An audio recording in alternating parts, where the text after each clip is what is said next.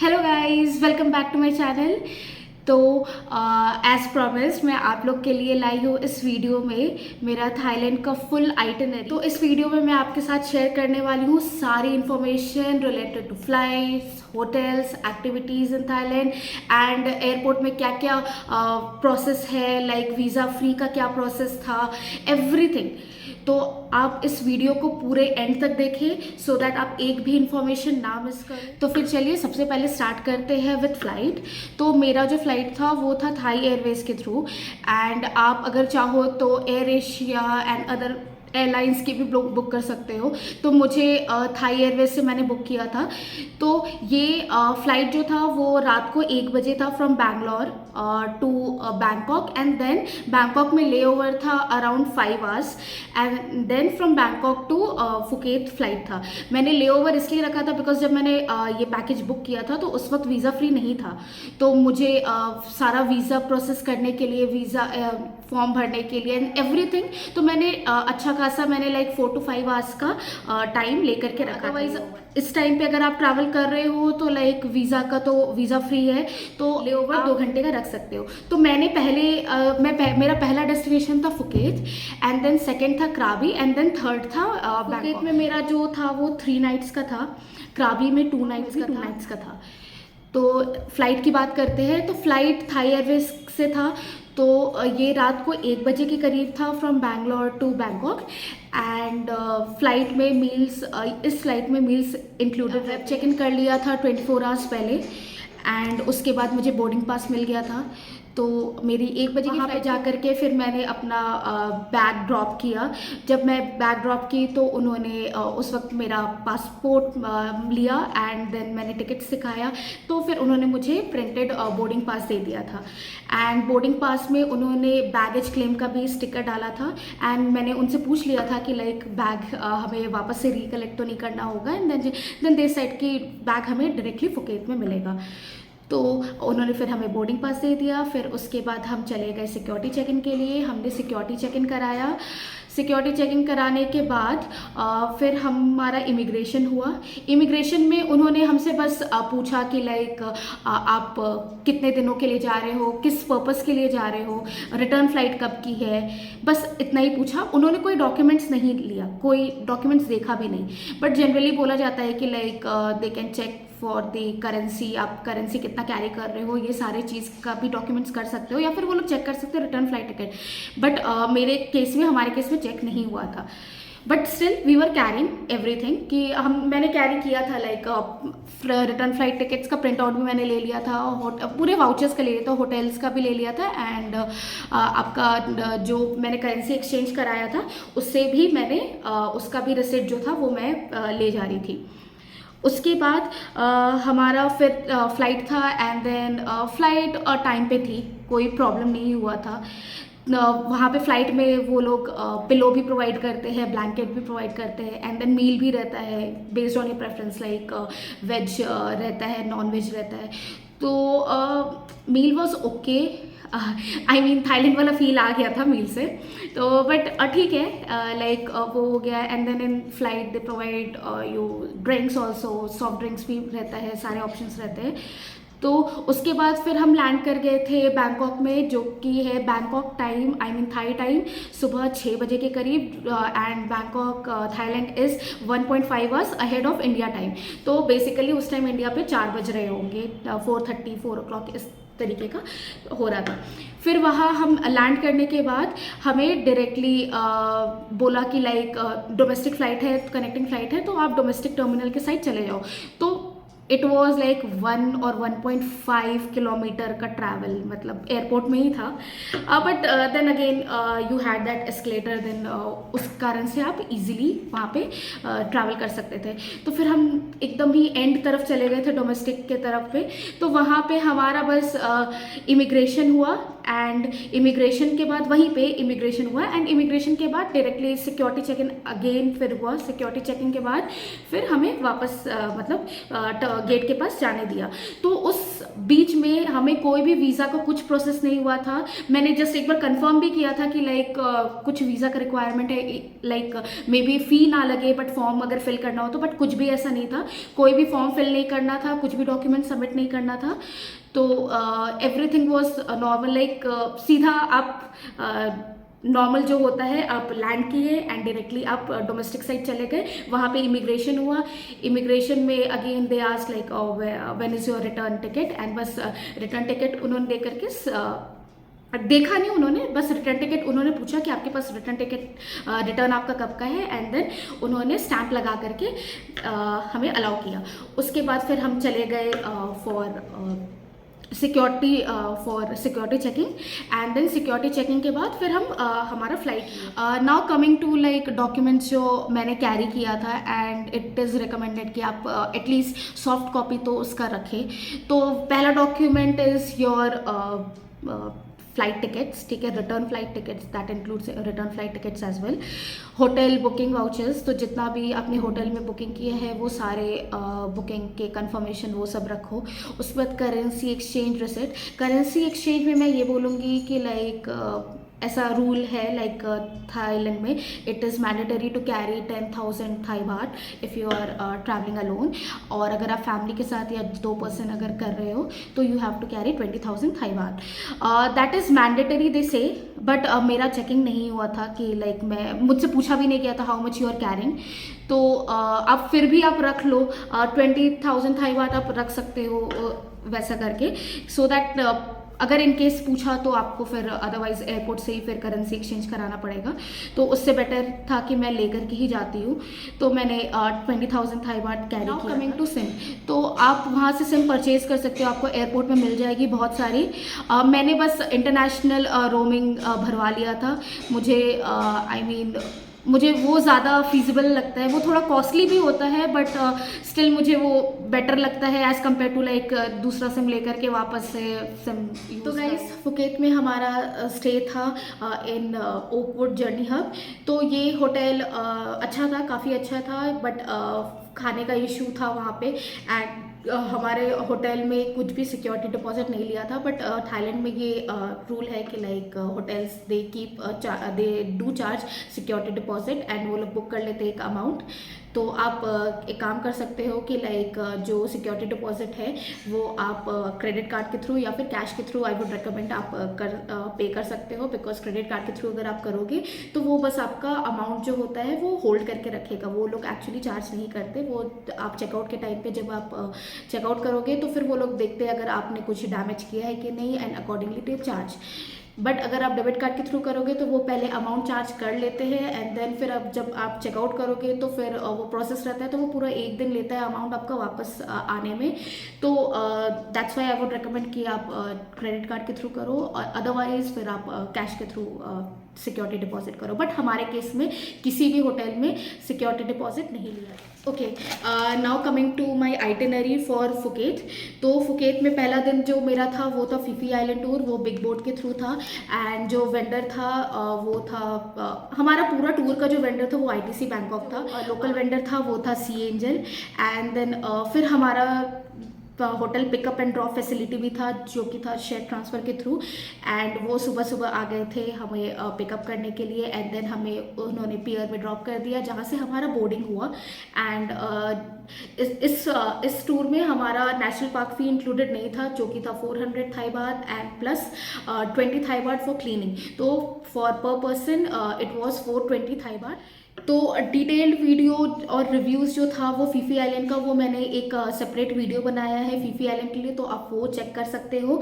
And regarding the like activities, तो हमारा snorkelling included था उसमें आइलैंड में, एंड साइट सीइंग भी था। बट उन्होंने स्टार्टिंग में ही हमसे बोला कि लाइक अगर हम स्कूबा डाइविंग करना चाहते हैं तो हमें पहले से ही बुक करना पड़ेगा and they have limited number of seats for scuba diving. But I would not recommend कि आप स्कूबा डाइविंग वहाँ पे करो, बिकॉज लाइक अगर आप स्कूबा डाइविंग करते हो तो फिर आप ना आइलैंड हॉपिंग कर पाओगे, ना साइट सीइंग कर पाओगे, ना स्नॉर्कलिंग कर पाओगे, बिकॉज वो पूरा टाइम जो हम लोग आइलैंड में स्टे करते हैं वो अराउंड 2.5 आवर्स to 3 आवर्स के करीब होता है। तो आपका मैक्सिमम टाइम आप बिकॉज 1 घंटा आप तो लंच के लिए लग ही जाएगा एंड 2 घंटा आपका एक्टिविटीज़ स्कूबा डाइविंग वगैरह में, क्योंकि वो आपको पहले ट्रेन करेंगे एंड देन फिर आपको लेकर के जाएंगे, तो वो लग जाता है।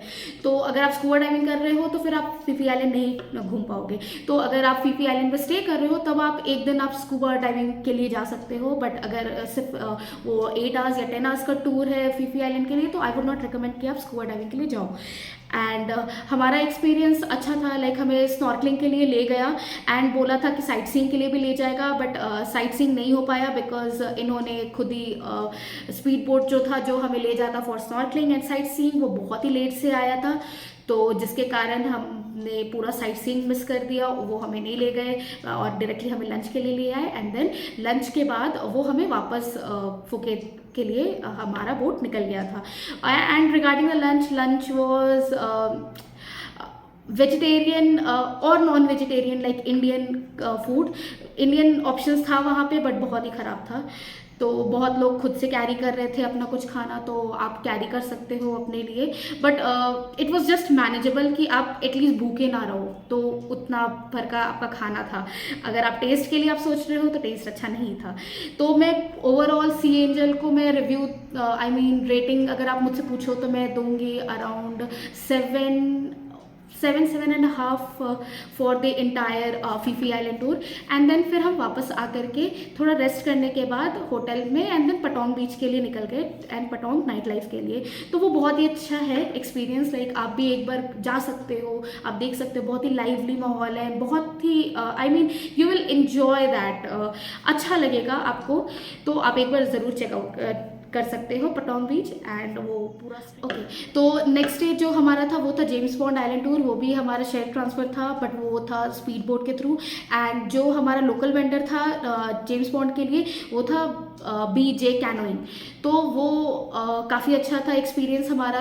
हमें पहले पिकअप किया गया होटल से एंड होटल से पियर तक ले गया, फिर वहाँ से हमारा स्पीड बोट ट्रांसफ़र था। मैंने जेम्स बॉन्ड आइलैंड के लिए भी आपके लिए सेपरेट वीडियो बनाया है जहाँ पे आप देख सकते हो कि उन्होंने क्या क्या कवर किया है, तो आप मेरा वो वीडियो आप चेक कर सकते हो। बहुत ही अच्छा वो एक्सपीरियंस है, लाइक 5 to 6 आइलैंड हमें कवर कराया गया एंड हर आइलैंड में वो लोग इनफ स्टॉप टाइम देते हैं कि हम थोड़ा एक्सप्लोर कर पाए। एंड देन फिर हमें लंच वहाँ से कराया गया। वहाँ का लंच जो था that was better than Phi Phi, तो अच्छा था वहाँ पे। फिर हमने आइलैंड एक्सप्लोर किया एंड इनका सर्विसेज बहुत ही अच्छा था। वो हमें लाइक हम एक आइलैंड टूर करके आते हैं and then they are ready with water and cold drinks, वो सब हमें प्रोवाइड करने के लिए। तो उसके बाद फिर वो हमें पाइनएप्पल, वाटरमेलन, ये सारे फ्रूट्स खिलाते हुए ले गए, एंटरटेन करते हुए ले जाते हैं। तो ये जो लोकल वेंडर था उसका तो मुझे बहुत ही पसंद आया। लाइक अगर आप जाते हो तो आप इस वेंडर से भी आप कर सकते हो, आपका एक्सपीरियंस अच्छा रहेगा। मेरा तो काफ़ी एक्सपीरियंस अच्छा था। तो अगर आप मुझे बोलोगे कि मैं इसे कितना रेट देना चाहूँगी तो I would give it like 9.5। तो ये जेम्स बॉन्ड था। फिर हमें वापस से होटल भी ड्रॉप कर दिया गया।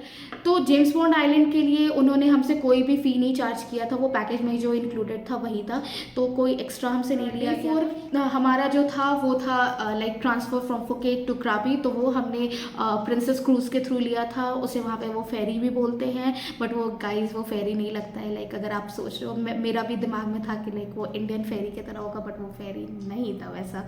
तो लाइक सीट्स भी बहुत ही अच्छे थे, मतलब आई मीन बहुत ही अच्छा जर्नी था। मुझे लगा था कि बहुत ही बोरिंग होगा, but no, it was an amazing journey. Like views and all everything बहुत अच्छे थे। तो वो टोटल पूरा टाइम आपको ले लिया था like in the cruise only, तो आपको 2.5 आवर्स के करीब लग गया था क्राबी पहुंचने में। तो क्राबी में हमने स्टे लिया था अवासी रिसोर्ट में। तो वो भी बहुत ही अच्छी रिसोर्ट थी। आई मीन वहाँ का भी खाना ब्रेकफास्ट जो था वो अच्छा था। तो resort was very comfortable, at least her room में एक बालकनी ज़रूर था एंड वो मेन एरिया में था, मेन स्ट्रीट में था, तो बहुत ही अच्छा व्यू था। तो ये रिसोर्ट मैं रिकमेंड ज़रूर करूँगी, लाइक अच्छा था, काफ़ी अच्छा था। पूछो तो krabi तो आप ज़रूर इंक्लूड करो, एंड krabi आप या तो लास्ट में रखो या फिर सिर्फ krabi के लिए जाओ। अगर आपको Phuket एंड krabi में आपको चूज़ करना हो तो आप krabi ज़रूर चूज़ करना। एंड krabi आप लास्ट में इसलिए रखो सो दैट कि आप थोड़ा सा फीफी घूमो, सब कुछ घूमो, एंड देन जब आप krabi पहुँचो तो you will be like awestruck कि वाओ इतना सुंदर भी हो सकता है। तो मतलब इस तरीके का। तो krabi में मैंने फिर krabi के लिए भी मैंने एक वीडियो बनाया है, like from transfer also, like हमारा क्रूज़ कैसा था वो उस पर भी वीडियो बनाया है। एंड देन krabi में हमारा जो नेक्स्ट डे था वो तो 7 आइलैंड टूर। तो 7 आइलैंड टूर हमारा था, तो वो हमें होटल से पिकअप था, that was also share transfer. तो वहाँ से हमें होटल से पिकअप करके फिर हमें ले जाया गया krabi पियर में, एंड देन वहाँ पे हमें स्नॉर्कलिंग किट दिया गया, हमें बैंड दिया गया, हमें डिक्लेयर करना था हमारा वेज फूड है या नॉन वेज फूड है, तो हमने वो सारा कर दिया गया था। एंड वहाँ के लिए krabi का 7 आइलैंड टूर के लिए हमसे नेशनल पार्क फी जो चार्ज किया गया था वो था 200 थाई बात पर पर्सन। तो ये कंप्लीट होने के बाद फिर हमें ले गया, एंड द लोकल वेंडर जो था वो था मरियम। तो उसके बाद फिर हमें स्पीड बोट के स्नॉर्कलिंग कराया, फिर हमें आइलैंड टूर पे ले गया, फिर हम बहुत सारे आइलैंड्स दिखाए हमें। देन अगेन बीच में हमें स्नॉर्कलिंग करवाया, स्नॉर्कलिंग पॉइंट पे ले गया, एंड देन फिर लाइक एक लास्ट हमें जो आइलैंड पे ले गया वहाँ पे हमारा BBQ डिनर था।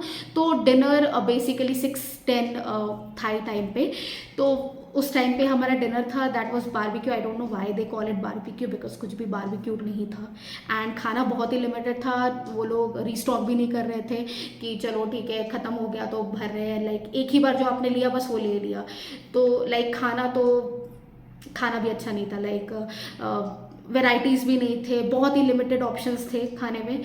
तो खाना was okay. And then sunset हमें वहीं से देखना था, एंड आफ्टर सनसेट तो फिर वो हमें वापस krabi में ले जा रहे थे, बट फिर उन्होंने बीच में रोका एंड उन्होंने बोला कि दैट इज़ आवर थर्ड मतलब place point for snorkelling, and वो रात में स्नॉर्कलिंग कराया just to see the planktons. मतलब आप एक्सपीरियंस वो एक बार जब करोगे ना, लाइक एकदम रात है, अंदर सी में कुछ नहीं दिख रहा है, एंड आप जंप मार रहे हो और नीचे लाइट्स, छोटा छोटा लाइट्स दिखेगा विच इज़ प्लैंकटन। तो आई मीन वो अलग ही एक्सपीरियंस था। तो आप krabi तो ज़रूर। फिर हमारा डे 6 स्टार्ट होता है जिसमें हम krabi टू बैंकॉक आते हैं, एंड वो रहता है like krabi to Phuket via private transfer, and then जो कि हमें 2 घंटा लग गया था आने में, एंड देन फिर हमारा फ्लाइट था जो कि डिले था बाय 1.5 आवर। एंड वहाँ पे फिर उस डिले के कारण जो हमारा बैंकॉक में शाम के टाइम पे था छाओ फ्राया रिवर क्रूज डिनर, तो वो उसके लिए मतलब ज़्यादा टाइम नहीं मिला प्रिपेयर करने को, हमें रेस्ट करने का भी टाइम नहीं मिला। हम बस चेक इन किए, चेक इन हमने किया था नोवोटेल। हमारा था private transfer to the pier for dinner. तो वो जो पियर था वो आपका एक मॉल के अंदर से जाता है, दैट इज़ आइकॉन सियाम।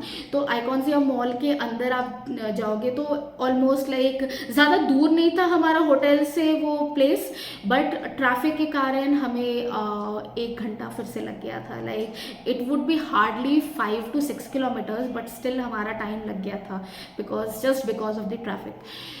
तो वहाँ हमारा डिनर था, हमें दे दिया गया था कि हमारा क्रूज़ नंबर क्या रहेगा, हमारा टिकट्स था, तो उसका भी वीडियो मैंने बनाया है, तो आप वो चेक कर सकते हो मेरे प्लेलिस्ट में, and with all the experience. तो हमारा क्राउड थोड़ा सेपरेट कर दिया था, लाइक इंडियन क्राउड अलग थे एंड फॉरेनर्स सब अलग थे। अच्छा था वहाँ का खाना, like it finally I mean मुझे ऐसा लगा कि मैंने इन 7-8 दिन में फाइनली कुछ अच्छा खाया है। तो वहाँ पे खाना बहुत ही अच्छा। उसके बाद फिर हमें वापस ड्रॉप कर दिया जाता है, एंड देन हमारा फाइनल डे होता है, दैट इज़ डे 7।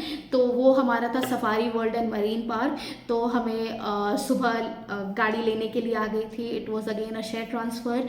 तो हमें फिर ले जाया गया, वो हमें 1 घंटा लग गया था पहुँचने के लिए, एंड देन ड्राइवर ने टिकट अरेंज किया था, एंड अगेन लाइक उसके लिए भी वीडियो मैंने बनाया हुआ है, तो आप उसे भी जा कर के चेक कर सकते हो। एंड वहाँ पे वो भी बहुत अच्छा था, like safari world, like marine park मुझे ज़्यादा अच्छा लगा। आप जितने भी शोज़ थे वो सब मिस मत कीजिएगा, लाइक बहुत अच्छा शोज़ था, तो आप वो सब देखो। एंड लंच अगेन हमारा अच्छा लगा, एटलीस्ट वेराइटीज़ ऑप्शंस नहीं थे, बट जो टेस्ट था खाना का वो काफ़ी अच्छा था, तो it was good, like at least खाना का टेस्ट था, तो मुझे अच्छा लगा वहाँ पे। एंड उसके बाद फिर हमें वापस ड्रॉप कर दिया गया, एंड देन फिर हमारे पास टाइम था तो हम चले गए शॉपिंग करने। ज़रूर एक बैग एक्स्ट्रा खाली कैरी करो, because you will definitely, I mean आप शॉपिंग करोगे वहाँ पे और पूरा वो बैग भर के लाओगे, और वो बैग भर जाएगा ना तो भी आपके पास 2-3 पॉली बैग्स रहेंगे हाथ में, जो कि आप लेकर के वापस से फ्लाई बैक करोगे टू इंडिया। तो ये था मेरा पूरा डे 7 तक का। एंड डे 8 वॉज कि मेरा फ्लाइट था, शाम में था, बट मैं सुबह वापस से चली गई थी लाइक शॉपिंग करने के लिए, तो मैं शॉपिंग करके वापस से आई, एंड देन फिर हमें ड्राइवर ने ड्रॉप कर दिया था एयरपोर्ट में, एंड देन फिर हम वापस आए गए थ्रू थाई एयरवेज इंडिया, जो कि रात 12 बजे इंडियन टाइम के अकॉर्डिंग था। एंड यहाँ पे भी आकर के सिर्फ इमिग्रेशन हुआ, इमिग्रेशन करने के बाद हमने बैगेज अपना क्लेम किया, एंड बैग लेने के बाद हम वापस आए। And guys one more thing, बहुत लोगों ने मुझे कमेंट करके पूछा था कि लाइक वैक्सीन मैंडेटरी है कि नहीं, हमें RT-PCR करवाना है कि नहीं। तो गाइज अभी ये कुछ भी रिक्वायर्ड नहीं है, लाइक हमसे कहीं भी नहीं पूछा जा रहा फॉर द RT-PCR टेस्ट या फिर वैक्सीन सर्टिफिकेट, तो आप बिना इसके जा सकते हो आराम से, कोई प्रॉब्लम। ये पूरा ही थाईलैंड का टूर जो मैंने MMT से बुक किया था वो मुझे पड़ा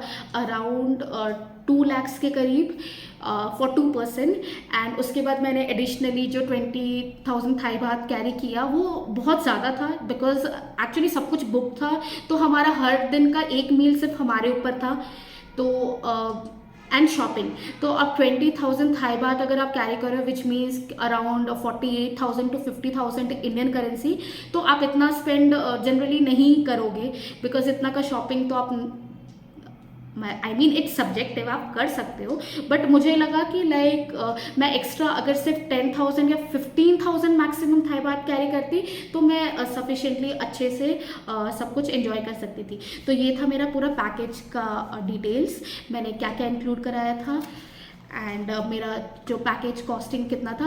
एंड अगेन लाइक आप इसको और ऑप्टिमाइज कर सकते हो, like you can if you want you can book another hotels, आप दूसरे होटल्स आप बुक कर सकते हो, जो कि आपको थोड़े से कम रेट में भी मिल जाएंगे। अच्छे हैं होटल्स, आई मीन सब अच्छे होटल्स हैं, तो आप वहाँ पे बुक कर सकते हो, तो आपको थोड़े कम में भी हो सकता है, लाइक यू कैन सेव मोर 30-40,000। तो ये था वीडियो, एंड इसी के साथ हमारा पूरा थाईलैंड का सीरीज़ यहीं पे एंड होता है। अगर आपको कोई भी डाउट है इसके बाद तो आप मुझे नीचे कमेंट में पूछ सकते हो, एंड अगर आपको ये वीडियो पसंद आई हो तो आप इसे लाइक करें और शेयर करें, एंड अगर अभी तक आपने इस वीडियो को और इस चैनल को सब्सक्राइब नहीं किया है तो आप जल्दी से सब्सक्राइब कर लें, और अगर आप न्यू हैं इस चैनल पर तो भी आप जल्दी से सब्सक्राइब कर लें, बिकॉज आपका एक सब्सक्रिप्शन बहुत मैटर करता है। तो चलिए फिर मिलते हैं अगले वीडियो पर, तब तक के लिए बाय।